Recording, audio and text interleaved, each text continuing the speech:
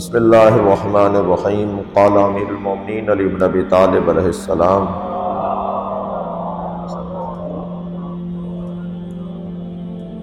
فمن علامات احدہم انک ترى له قوة في الدین وحدما في الدین وایمانا في یقین وحرصا في علم وعلما في حلم وقصدا في غنا وخشوعا في عبادہ وتجملا في فاقة وصبرا في شدة وطلبا في حلال ونشاطا في هدى وتحرجا عن طمع يعمل الأعمال الصالحة وهو على وجل صلوات۔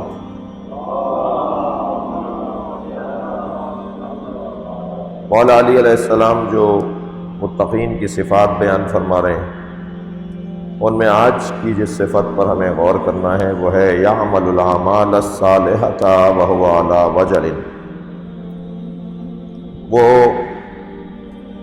اعمال صالح، نیک اعمال، نیکیاں خوف زدہ ہو کر اور خوف میں مبتلا ہو کر انجام دیتے ہیں۔ خوف میں مبتلا اور خوف کا شکار رہتے ہوئے نیکیوں کے کام کرتے ہیں، ڈرتے ہوئے نیکیاں کرتے ہیں، خوف زدہ رہ کر نیکیاں کرتے ہیں۔ یہ خوف زدہ رہ کر یعمل الاعمال الصالحۃ وہو علی وجل، وہ اعمال صالحہ انجام دیتے ہیں جبکہ علی وجل وہ خوف زدہ ہوتے ہیں، حالت خوف میں وہ نیکیاں کرتے ہیں۔ اب اس کے دو معنی ہو سکتے ہیں۔ ایک معنی اس کے یہ ہے کہ وہ کسی سے ڈرتے ہوئے نیکی کرتے ہیں کہ کیونکہ نیکی کرنے والوں کو پسند نہیں کیا جاتا، نیکی کرنے والوں کو اچھا نہیں جانا جاتا، مذاق بھی اڑایا جاتا ہے، بعض اوقات ان کی توہین بھی کی جا رہی ہوتی ہے۔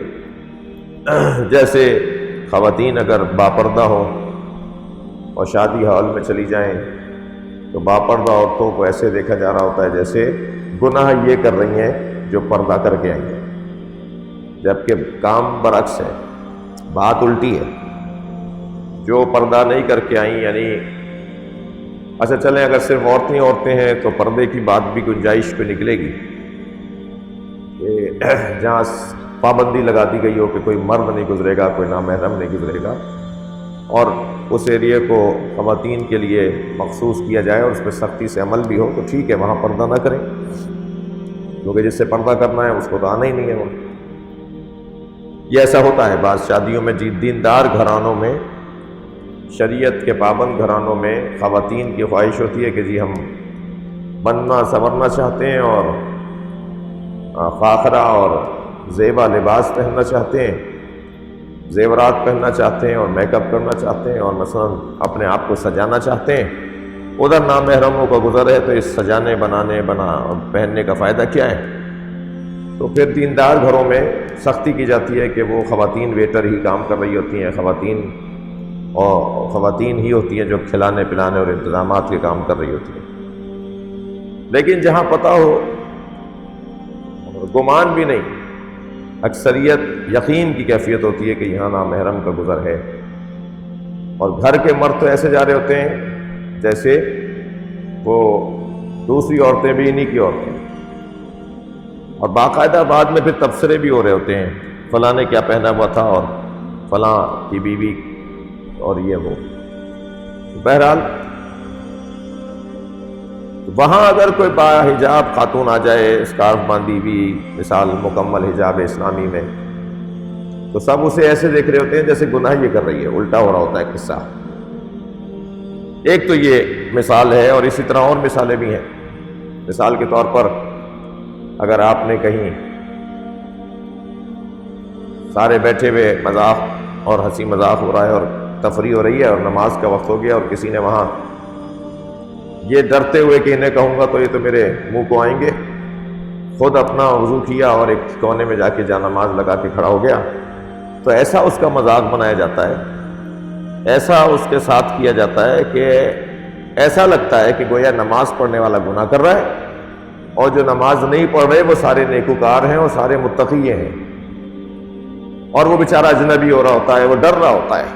اور پھر کچھ لوگ تو اتنے ڈر کا شکار، جو اکثریت ہے، اور پھر وہ اپنی نماز بھی اول وقت ترک کر رہے ہوتے ہیں، اور بعض اوقات تو نماز باتوں باتوں میں رہ ہی جاتی ہے اور قضا بھی ہو جاتی ہے۔ تو اعمال صالحہ انجام دینے والے کچھ لوگ وہ ہیں جو ڈرتے ہوئے عمل کا انجام دے رہے ہوتے ہیں، تو ایک مطلب تو اس کا یہ ہے کہ وہ ایسا ماحول ہوتا ہے لہٰذا ڈرے ڈرے رہتے ہیں، نیکی کر رہے ہوتے ہیں مگر نیکی میں وہ ڈر رہے ہوتے ہیں، ڈر کے نیکی کر رہے ہوتے ہیں۔ اچھا کام، نیکی کا کام، عبادت کا کام، وہ وَهُوَ عَلَى وَجَلٍ، وہ خوف زدہ ہو کر اور خوف میں مبتلا ہو کر نیکی کر رہے ہوتے ہیں۔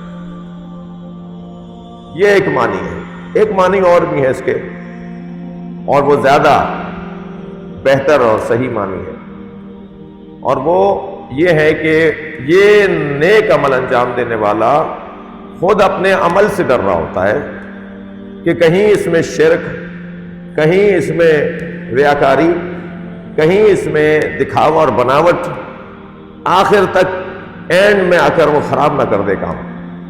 مثلا 2 رکعت نماز پڑھنے کے لیے کھڑے ہوئے، پہلی رکعت اللہ کے لیے ادا ہوئی، دوسری رکعت اللہ کے لیے ادا ہوئی، اور تشہد کے موقع پر انہوں نے ایسا ایک عمل انجام دے دیا جس میں بناوٹ اور دکھاوا اور ریاکاری شامل ہو گئی۔ معلومات سارا عمل انجام دیا، ساری رات شب قدر میں اعمال انجام دیے، باہر نکلے، مسجد سے نکل کر اپنی گلی میں داخل ہوئے تو سامنے سے ایک دوست نظر آتا ہوا نظر آیا۔ اس نے کہا کہ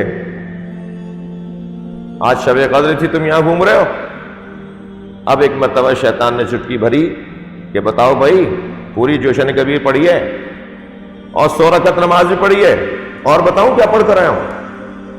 تو یہ جو دکھایا، بتایا، یہ جو گایا، یہ بجایا، اس کو ریاکاری میں اینڈ میں جا کر عمل بھی کر کے اور گھر کا جاتے جاتے اسے دکھاوے کا عمل بنا دیا۔ 50 جواب تھے، 50 جملے تھے جو کہے جا سکتے تھے، ضروری تھا کہ یہی کہتا۔ اس نے کہا تم آج شب قدر میں ادھر گھوم رہے ہو، تو کہتے بھائی دعا کرو اللہ اس رات میں ہمیں ہدایت عطا فرمائے، یہ کہہ کے گزر جاتے۔ کہتے نہیں بھائی، ہم بھی اپنی لولی لنگڑی، اپنی ٹوٹی پھوٹی عبادت کر کے آئے ہیں، دعا کرو یار قبول ہو جائے۔ اس طرح کے 50 جملے ہو سکتے تھے، مگر یہاں تو اس نے پورا اپنا ساری رات کا ریکارڈ بتا دیا کہ میں نے تو یہ کیا، میں نے تو وہ کیا، میں نے تو یہ کیا۔ یہ ایسا ہی ہے جیسا کوئی شخص ساری رات محنت کر کے، مشقت کر کے ایک دیگ کھانے کی بنائے اور اینڈ میں اس میں چھپکلی گرا دے، اینڈ میں اس میں مینگنی گرا دے۔ یہ تم نے اپنے اعمال کی دیگ میں مینگنی کیوں گرا دی؟ یہ تم نے اپنے اعمال کی دیگ کے اندر یہ گندگی کیوں ڈال دی، تھوک کیوں دیا اس کے اندر؟ یہ سارا ضائع، سب پھینکو۔ یہ جو مولا کے چاہنے والے ہیں، اہل تقوی ہیں، ان کی کیفیت یہ ہوتی ہے کہ وہ اعمال انجام دیتے وقت ڈرے ڈرے رہتے ہیں کہ کب، کہاں، کیسے، کیوں کر میرا یہ عمل ضائع نہ ہو جائے۔ یہ مراد ہے مولا کی۔ میں آپ کو چند حدیثیں سنانا چاہوں گا۔ پہلے ایک آیت سن لیجئے، سورہ مبارکہ مومنون کی آیت نمبر 60 ہے۔ الذین یؤتون ما آتوا وقلوبہم وجلۃ، وہ لوگ جو اعمال کو انجام دیتے ہیں مگر دل ان کے ڈرے ڈرے رہتے ہیں۔ یہ وہی بات ہے جو مولا نے ابھی فرمائی ہے۔ امام زین العابدین علیہ الصلوۃ والسلام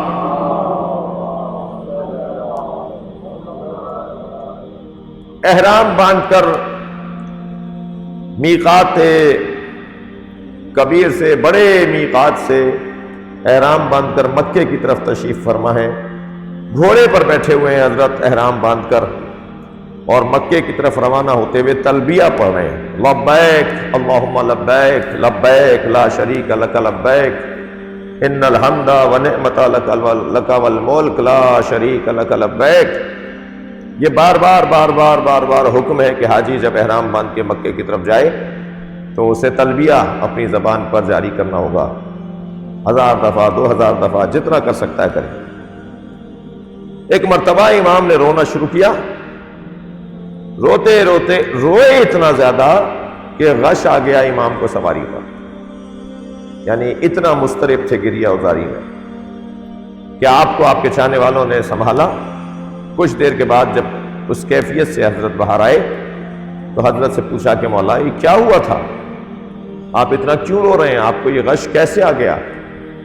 فرمایا میں جب یہ کہہ رہا تھا لبیک اللہم لبیک تو خشیت ان یقول ربی لا لبیک ولا سعدیک، تو مجھے ڈر لگنے لگا کہ کہیں وہاں سے آواز نہ آ جائے، اتنا کہہ رہا ہوں میں، اتنا کہہ رہا ہوں کہ میں حاضر ہوں، میں آ رہا ہوں، میں تیری خدمت میں آ رہا ہوں، کہ کہیں وہاں سے آواز نہ آ جائے کہ لا لبیک ولا سعدیک، میں تو تجھے قبول ہی نہیں کروں گا، میں تو تجھے اپنی بارگاہ میں قبول ہی نہیں کر رہا۔ یہ امام زین العابدین علیہ السلام کی روایت ہے۔ امام سجاد کے چاہنے والوں کو غور کرنا ہوگا۔ صلوات پڑھے محمد و آل محمد۔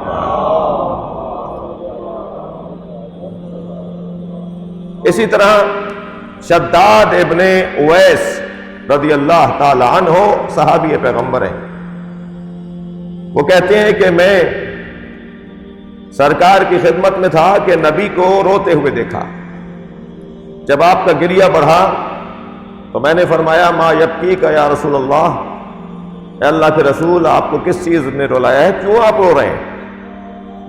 فرمایا میری امت شرک میں مبتلا ہو جائے گی، مجھے ان کے اس حال پر رونا آ رہا ہے، اور اے شداد میری امت بت پرستی، صنم پرستی، چاند اور سورج کی پرستش میں مبتلا نہیں ہوگی، بلکہ میری امت اعمال دکھاوے کے لیے انجام دے گی،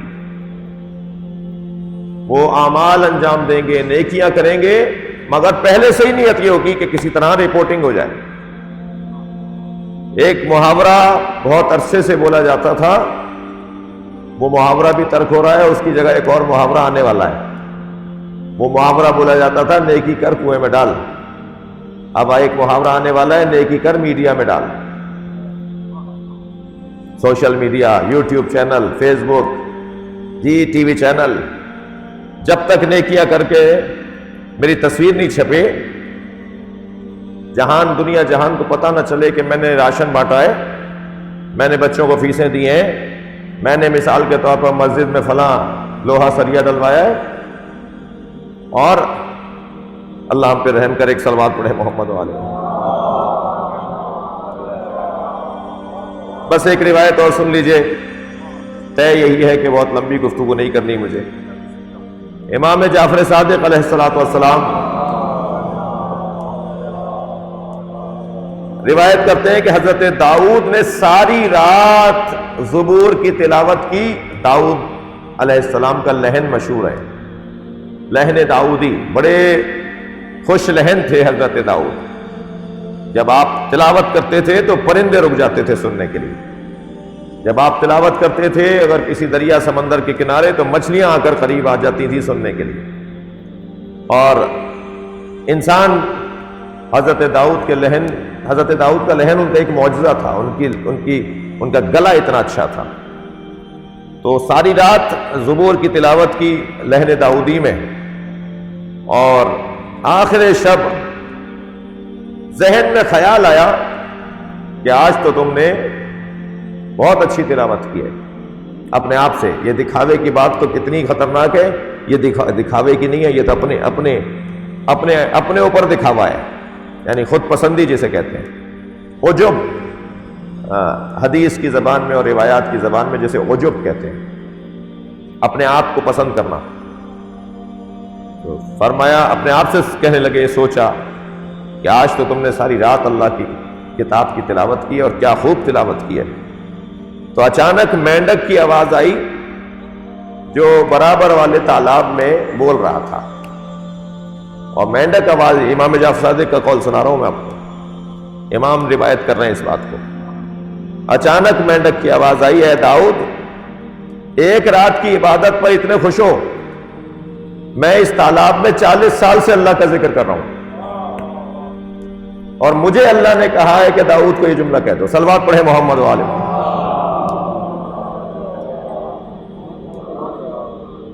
لہذا یہ جو ڈر کر اپنا، یہ جو خوف میں مبتلا ہو کر جو اپنا عمل انجام دیتا ہے، اہل تقوی انجام دیتے ہیں، یہ ڈر میں مبتلا رہتے ہیں، خوف زدہ رہتے ہیں کہ کہیں میرا یہ عمل شرک کا، دکھاوے کا، ریاکاری کا شکار نہ ہو جائے، ڈرے ڈرے کام انجام دے رہے ہوتے ہیں۔ اللہ ہمیں مولا علی کے اقوال پہ عمل کرنے کی توفیق عطا فرمائے۔